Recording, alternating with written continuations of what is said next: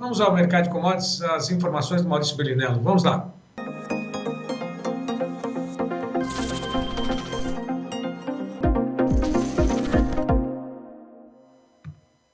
Maurício, boa tarde para você, tudo bem? Fala Braga, boa tarde a todos. Bom, começamos pelo dólar, né? Essa queda que vem sendo registrada agora e essa estilingada para o índice Bovespa. O que está por trás dessa movimentação, Maurício? O importante é a gente lembrar que hoje é um dia que está calmo, por assim dizer, nada muito fora do normal, né? Hoje é um dia de queda bastante relevante nos juros no Brasil também, viu, Braga? Os juros longos caíram de forma bastante relevante hoje, portanto, hoje é um dia de mercado calmo calmo no sentido de leve de pressões de muitas ordens, né, no Brasil. Então, hoje é um dia de queda no dólar de novo, né? Estou sempre dizendo isso, que por mais que seja queda, não é uma queda que mude qualquer coisa, né? Porque 5,14, que deve estar agora aqui, 5,13 e 5,20 dá 1%, né? E é uma faixa de preços que o dólar vem girando aí desde pelo menos fevereiro do ano passado, brigando nessa faixa de 5,20. Então hoje é um dia de alívio nas cotações, com alta inclusive na Bovespa também, né? Me chama consequente queda no mercado de juros, mas nada novo no sentido de grandes alterações nos fundamentos, Braga. Realmente um ajuste, pelo menos por enquanto técnico, até porque lá fora também hoje é um dia de dólar parado, né? Hoje o dólar está parado em relação às principais moedas, então aqui ele cai um pouco, não é nada fora do normal. Agora, você chamou a atenção logo sobre a queda de longo prazo dos juros. Há a possibilidade de que ocorra uma queda na taxa Selic em que período? 2024? Sinaliza isso, pelo menos, ou não?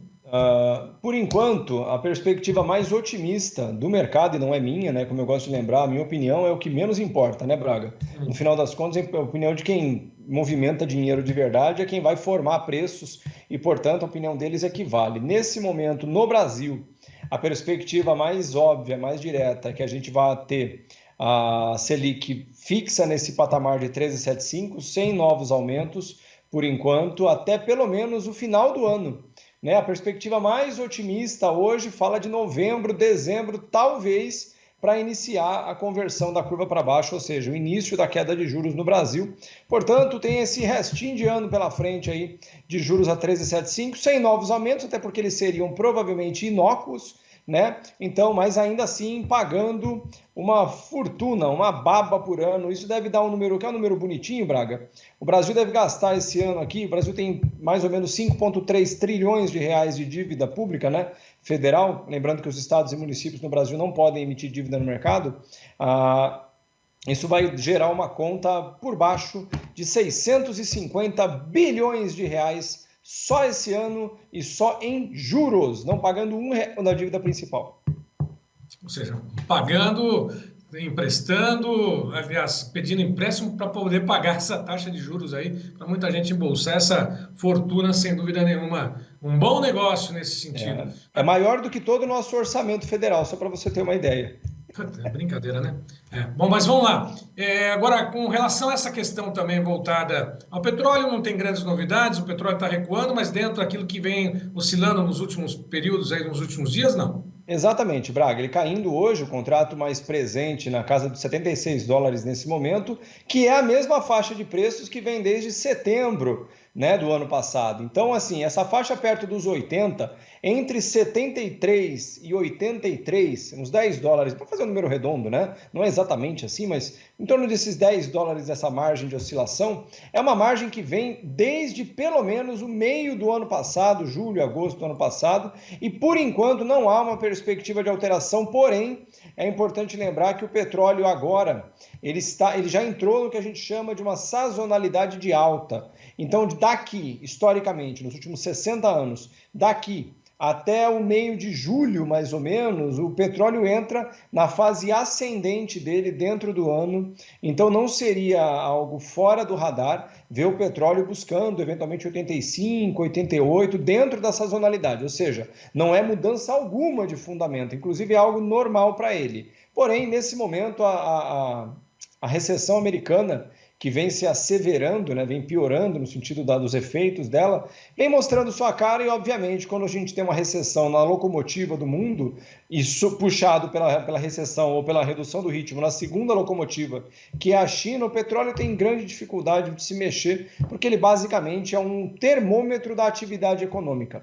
Quando a gente tem atividade econômica muito aquecida, o petróleo sobe. Quando a gente tem atividade econômica muito fria ou pouco pujante, ele tem dificuldade para subir e nesse momento é o que acontece. Bom, e com relação ao café, nós temos aí o principal hoje, aliás, a destaque, a queda acentuada para a cotação do café. Isso tem como explicação uma demanda menor ou é um movimento técnico na tua avaliação? Bom, ele fez um grande movimento, né, Braga? O café nos últimos 2 meses, ele veio ali no início de janeiro, perto da virada do ano, de $1,40 mais ou menos, $1,45 a libra-peso, ele chegou a bater $1,95, né? É uma alta ali de 40% na cotação do café. E depois de um movimento tão forte quanto esse, Braga, nada mais normal, por assim dizer, eu estou pegando aqui os dados em tempo real, né?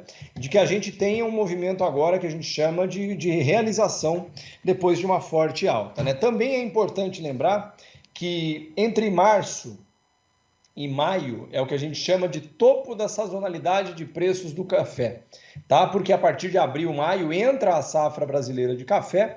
Obviamente o mercado é inundado, por assim dizer, ainda que esse ano seja bienalidade negativa, né? Ou seja, é uma safra menor esse ano normalmente, mas, ou seja, nós já devemos estar próximo do topo, pelo menos até o momento, do que veremos esse ano no café, né? Até porque a quebra da safra do café esse ano não veio, não teve geada, choveu pra caramba no sul de Minas ali, então a safra deve vir boa, ainda que, obviamente, por ser a bienalidade negativa, no ano na sequência, que a gente teve uma quebra enorme por causa da seca no sul de Minas, isso não vai normalizar os estoques e, portanto, em linha com o que eu venho falando há alguns meses já, me parece muito improvável ver, eventualmente, o café perdendo $1,30, né? Mas nesse momento mesmo é o que eu falei, nós estamos perto do topo, a sazonalidade de queda só vem a partir de maio, mais ou menos, Braga.